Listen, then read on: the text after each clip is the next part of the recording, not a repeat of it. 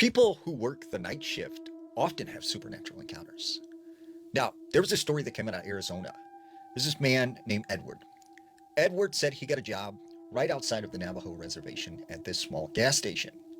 Now, he said his manager, this older Native American man, he told him before he started this job, he said, there's one thing you must know. There is a set of rules that I have when you work night shift here at this gas station. He said the first rule, now this is the most important rule. When it strikes midnight, you must lock the front door and do not unlock it ever until the morning. He said the second rule, if someone comes to that door and they want to come in after midnight, do not let them in. Even if it seems like they need help, even if it seems like someone you know, do not let anybody into the gas station after midnight. And he said, because they aren't really people. He goes, Edward's like, what do you mean?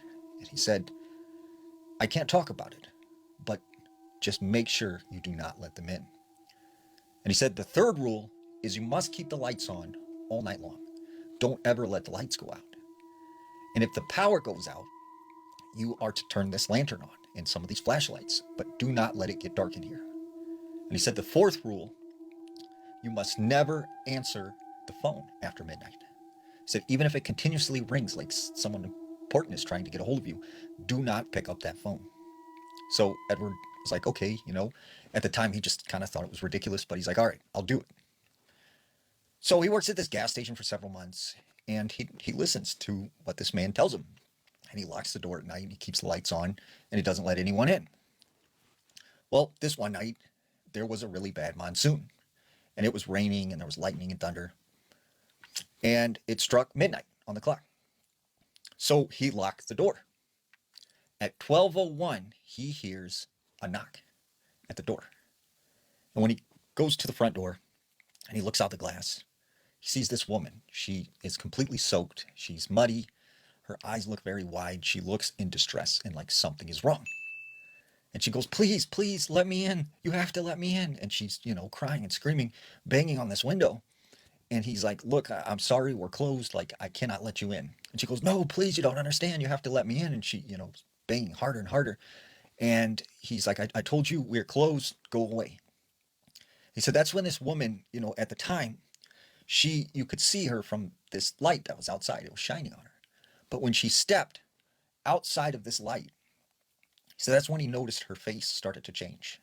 She didn't look human anymore. She looked like some kind of monster. And he said she just twisted her head to the side and she took off running. And instantly he got this feeling of dread, like something was wrong. Well, he said all night long, he could hear stuff yelling at him from outside, telling him to open the door.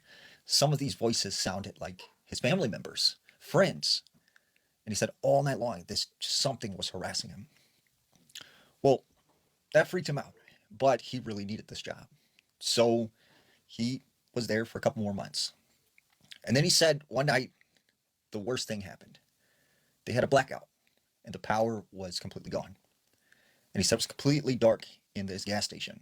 Now he'd locked the doors and everything, but he remembered what that old man told him. Do not let it get dark in here. So he scrambles to find this lantern and he starts trying to get it lit. And he can hear stuff moving around. And he can see shadows of things running around the gas station. And he can hear this laughter. And he can hear banging sounds coming from outside like something was trying to get in. Finally, he manages to get this lantern on. But all night long, once again, he could see things running around. He could hear voices calling him, telling him to come out of the light. And the next morning, he was so terrified, he quit this job. And he said that was probably the most terrifying job he'd ever worked, working night shift at a small gas station outside of the Navajo reservation.